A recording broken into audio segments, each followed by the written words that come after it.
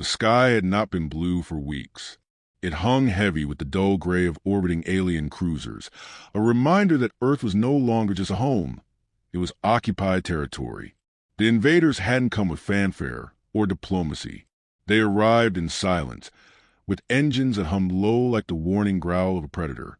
The first ships were cloaked, undetectable to all but the most advanced instruments. By the time world leaders saw them, it was too late. Major cities had already been crushed beneath precision orbital strikes. Resistance had crumbled before it began.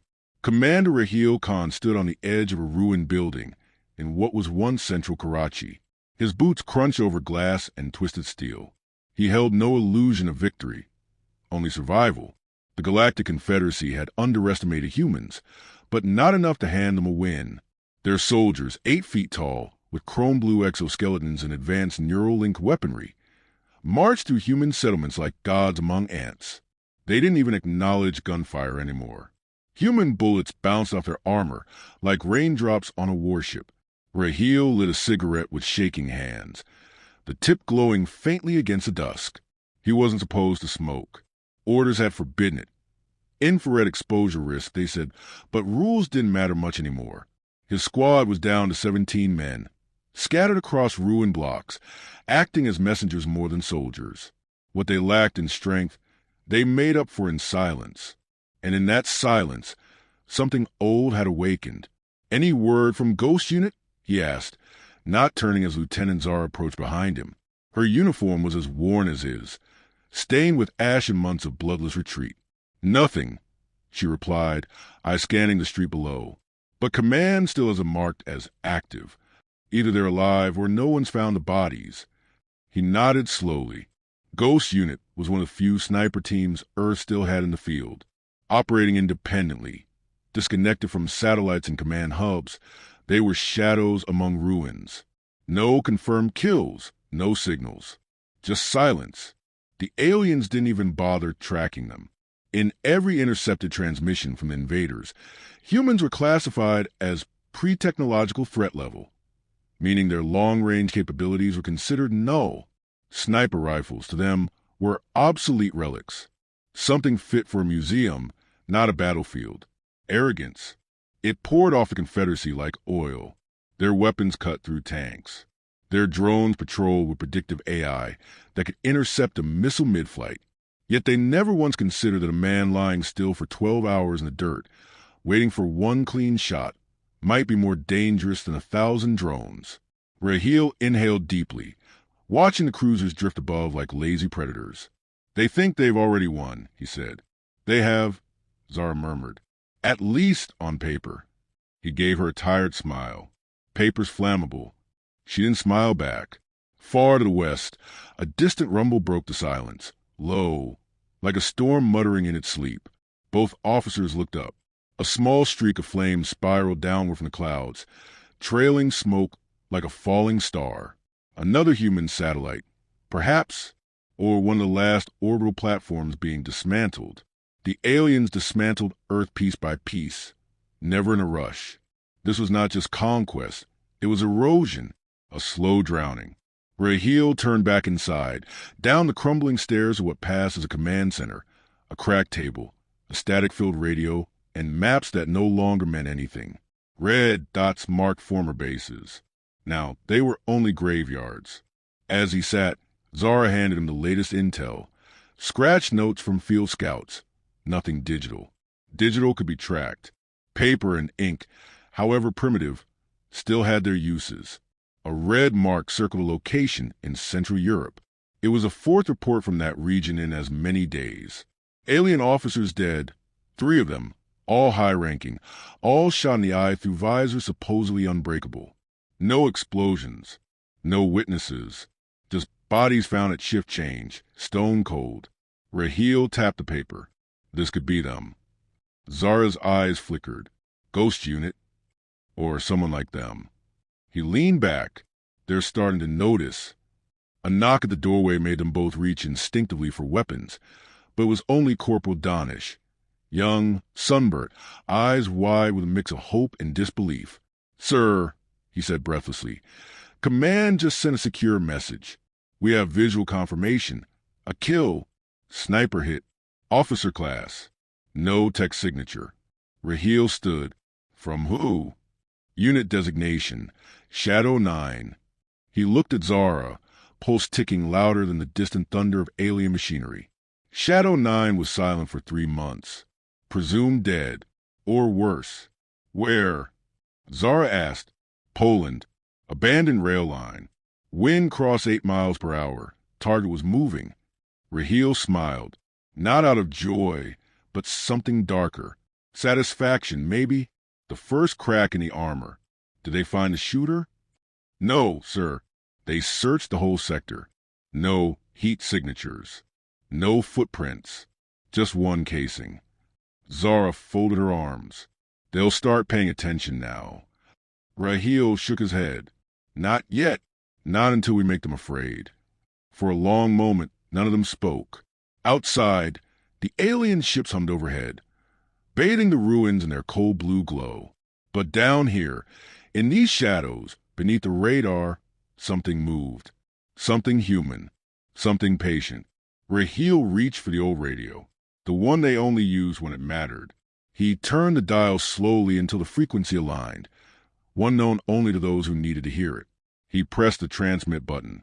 His voice was low, steady. Silent rain. Confirm active. Target protocol. Open season. Then he let go and the static returned. Somewhere, far away, a man wrapped in camouflage adjusted his scope. A woman steadied her breath behind a broken chimney. Fingers tightened on triggers. And though the galaxy above remained blind to it, Earth had just exhaled. And in that breath, war began again. The snow fell in a hush, softening the broken landscape like a whispered apology. Beneath it, nestled in the skeletal remains of a forgotten rail yard, 2 figures lay prone in the frost. They didn't move, not even to breathe visibly. Ghost and Shadow, names whispered like myth back in command, were less like soldiers and more like memories stitched into the earth.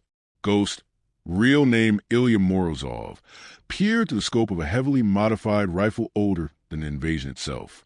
Its barrel was wrapped in cloth to hide the glint.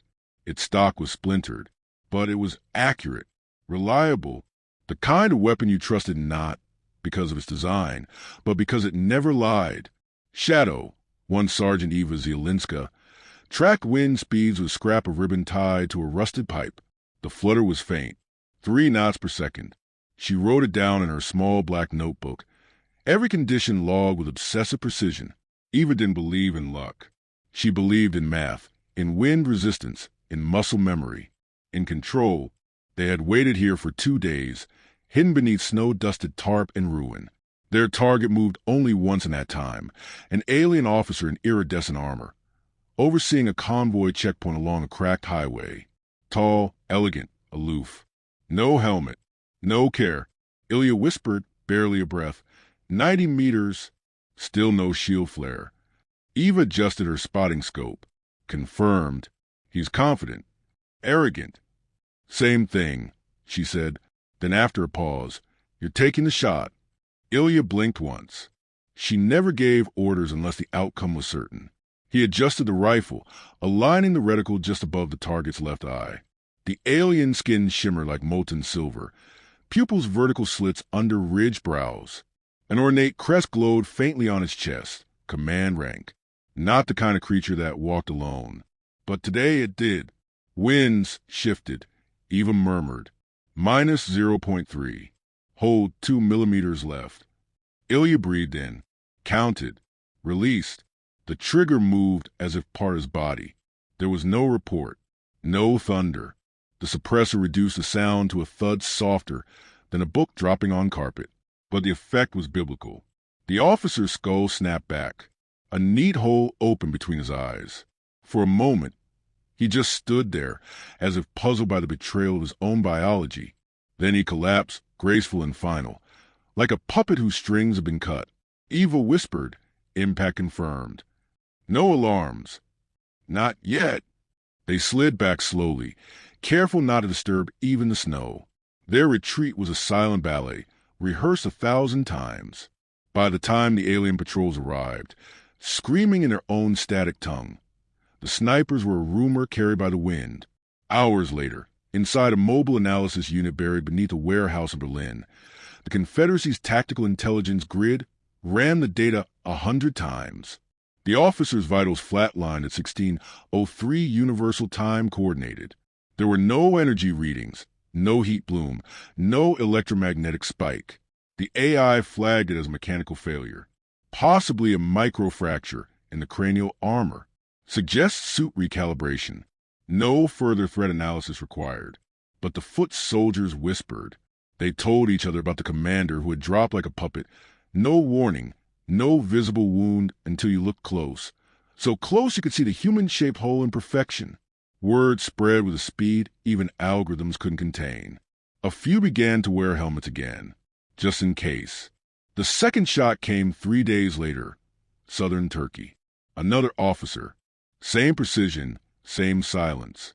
This one was mid-conference, surrounded by lesser ranks. He died mid-sentence, collapsed across a table of glowing charts.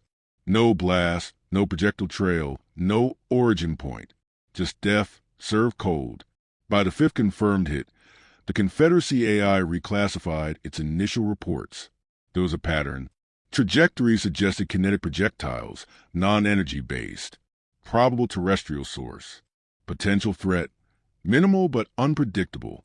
Advisory issued to command staff. Remain under shield or in mobile escort units until further study. Reinforce atmospheric scans in rural sectors. Still, no formal change in doctrine. No retaliation. Because they did not believe. Back in Karachi, Raheel stood before a map peppered with red circles. Zara leaned over the table, eyes narrowed at the latest pattern. 5 officers, 5 nations, all high-value targets, all killed by rifles the aliens deemed obsolete. They'll adapt soon, Zara said. Let them, Raheel replied. Every day they don't is another shot we get. She hesitated. We still don't know how many are out there. How many snipers even survived? He tapped the map. Enough. In a bunker somewhere near the Arctic Circle, a transmission crackled to life. It was a burst pulse signal, old-school military code, not sent digitally, but in tonal bursts that could hide in the ambient hum of radio noise. The message was short, 6 silent, eyes open, targets wide. Command decoded it.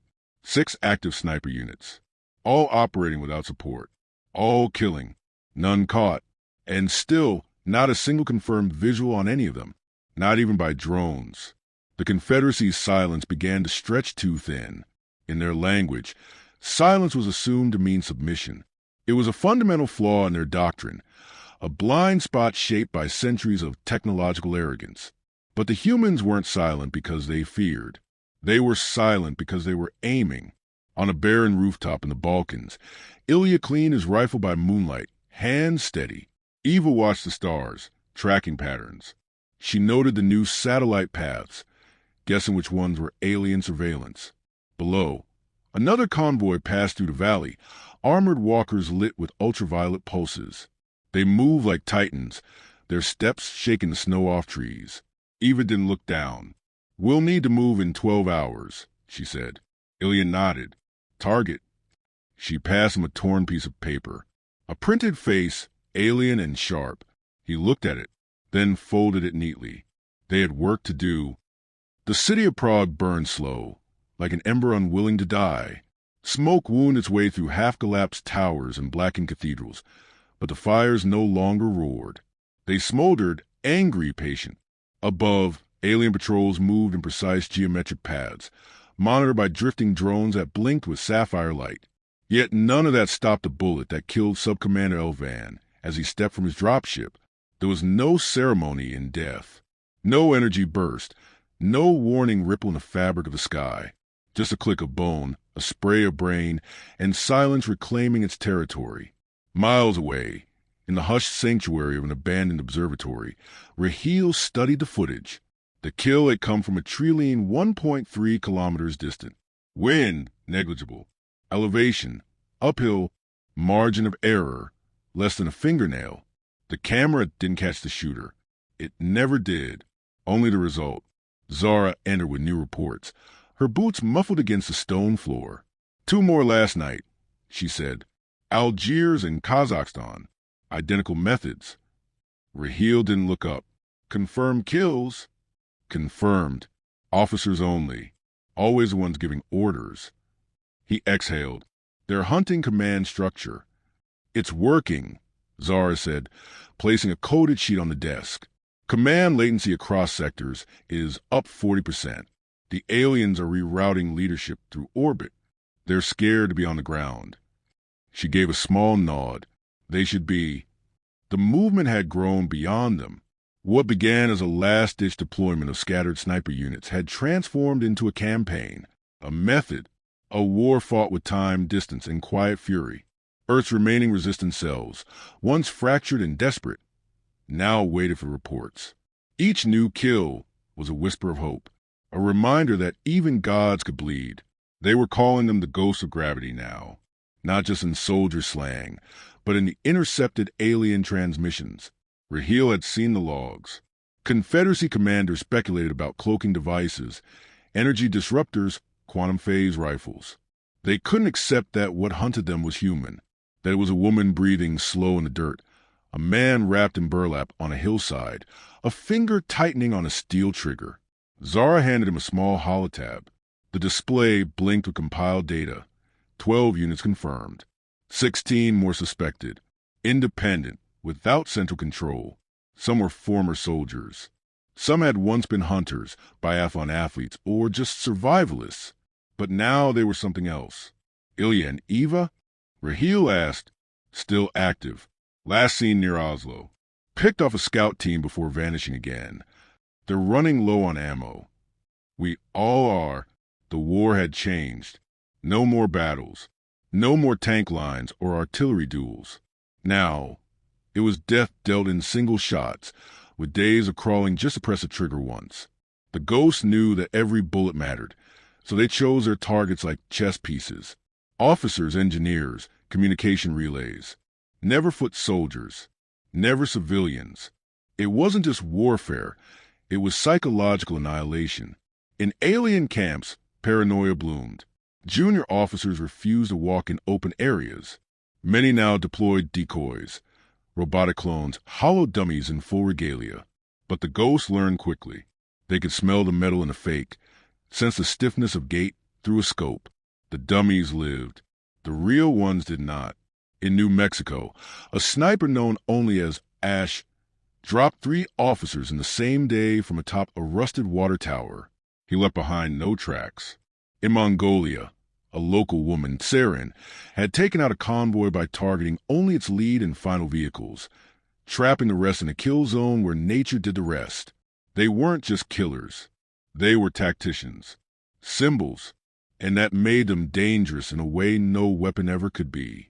In a recent broadcast, scrambled, broken, desperate, an alien field captain pleaded for orbital extraction.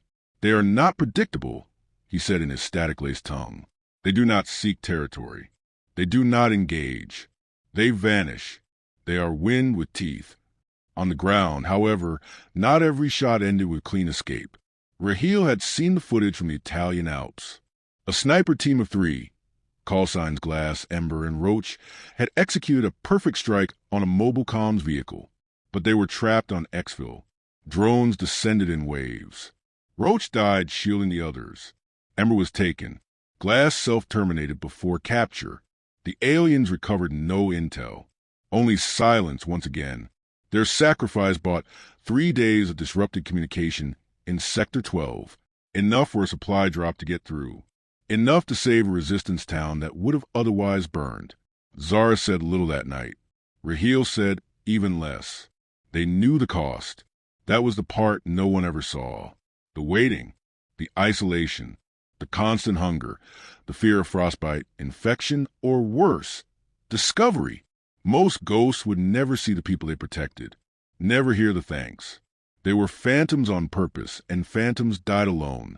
But the effect was undeniable. The aliens had started deploying portable jammers. Even that was a victory. Every jammer meant 1 less field scanner, 1 less drone net. They were being stretched, reacting, forced to defend instead of dominate. And it was only the beginning. Raheel touched the screen again, freezing the frame at the exact moment the Prague officer fell. Behind him, alien guards flinched too late, their movements jerky, surprised. He zoomed in, slow. There, just for a second. In the distant tree line, motion blur, faint and ghost-like. A shape. Could have been anything. But he smiled anyway, because even shadows leave footprints. And this war, quiet as it was, had found its rhythm. Night in Oslo felt like ink, thick and absolute, drowning the city in silence broken only by the wind whispering through broken glass and rusted beams. On the rooftop of a shattered museum, Eva lay flat beneath a veil of thermal cloaking tarp, her breath measured, heartbeat steady. Beside her, Ilya adjusted the scope of his rifle with the care of a craftsman, his fingers moving like they'd memorized a ritual 1,000 times. They had been there for 46 hours, watching, waiting. The alien convoy was late. Below them, the boulevard had once been a line of culture, bookstores, cafes, the hum of life. Now it served as a landing strip for Confederacy transports. The aliens had built towers of light, monoliths glowing like sterile stars. They called the zone purified. Ilya called it scarred. Weather shift in 40, Eva whispered, eyes on the clouds. We'll lose line of sight. Ilya didn't answer. He'd already accounted for the drift. Instead, he focused on the center of the courtyard where a single figure had emerged. Tall, armored in polished obsidian. No helmet. That told them everything they needed to know. Target, commander class. Biological designation, Ryan Call. Directly responsible for the purge of Ankara. Over 300,000 human deaths. His name had been etched into the wall of memory inside the Sarajevo archive, a place few remembered and fewer still survived. Eva checked the wind once more. You want the shot? Ilya stared to the scope, watching the alien converse with a subordinate. Calm, unhurried, a predator unaware it was already prey. No, he murmured. This one's yours. Eva's breath hitched once. Then she shifted, taking his place at the rifle. The cold metal welcomed her cheek as she settled into position, aligning the reticle just above Ryan Call's third eye ridge. His posture suggested arrogance, his bearing unshaken. She didn't hate him. Hate clouded the shot. What she felt was something colder, an ancient mathematical justice, an equation written in blood. The wind kissed the side of her face. She fired. The round exited the suppressor, like a whisper. Ryan Call dropped instantly, his body crumpling as if some unseen wire had snapped. The subordinate reached out, confused, then screamed in his native tongue. Chaos bloomed. Sirens howled. Drones surged upward like hornets, scanning, searching. But the ghosts were already gone. By the time the drone swept the rooftop, there was only wind and shadow.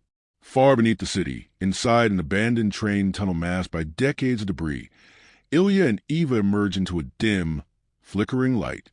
Resistance techs glanced up briefly, nodding with unspoken reverence. These weren't legends anymore.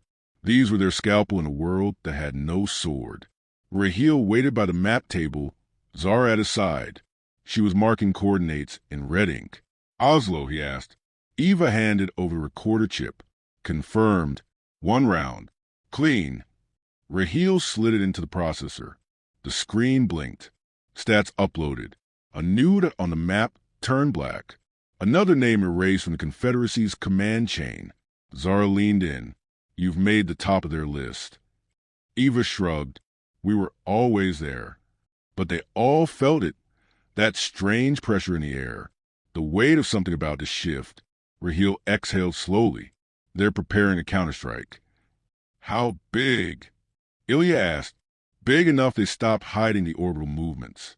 New dropships arriving in mass. Not patrols, enforcement. It's a sweep. They're hunting ghosts, Zara said. Systematically. Full net. They'll deploy psychic locators, atmospheric sniffers, maybe even thermal echoes. Eva pulled off her gloves, revealing bruised fingers. Then we stopped being ghosts. Ilya looked at her. You want to go loud? No. Just seen. Just once. Raheel's eyes narrowed. Explain. She pointed to the map. They think we hide because we're weak, because we can't fight them head-on. But if we show them we choose this form of war, not because we must, but because it breaks them, we take their fear and make it panic. Zara hesitated. You're talking about a strike in daylight. In front of them all, Eva said, no shadows, no vanishing, just a rifle, the bullet, and the look on their face when they realize we're not ghosts, we're executioners. Raheel weighed the silence. The risk was incalculable, but so was the reward. Where? He asked. Ilya tapped the edge of the table. Zurich, he said. Confederacy Summit. Tomorrow. 10 high-ranking officers. Zara blinked. That's suicide. Only if we miss, Eva replied. Preparations were minimal. 2 rifles. 1 exit path. No backup. No second chances. They moved through underground routes, past sleeping resistance camps and old-world ruins. Every step was memorized, every breath measured. When they emerged in Zurich, the morning sky was pale and wet. Clouds curled low over glass spires and alien banners.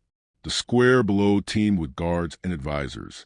The summit platform sat in the open, an act of dominance. The aliens didn't expect threats anymore. Not here, not in the heart of their new empire. Ilya set the rifle on a maintenance girder 4 blocks away. Eva adjusted the scope. They counted the heartbeats. Then she saw him, Commander Vosen, the Confederacy's strategic executor. He stepped to the podium, flanked by armor. He began to speak. Ilya nodded once. Eva exhaled.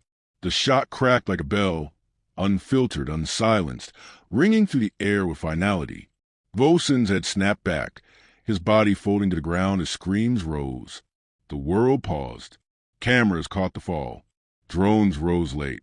Eva stood, in the open, rifle at her side. She didn't run. She didn't hide. For the first time, a ghost was seen. And in that heartbeat, across every screen, every ship, every command node, a realization took root. Earth wasn't broken. It was waiting, and now it was waking up.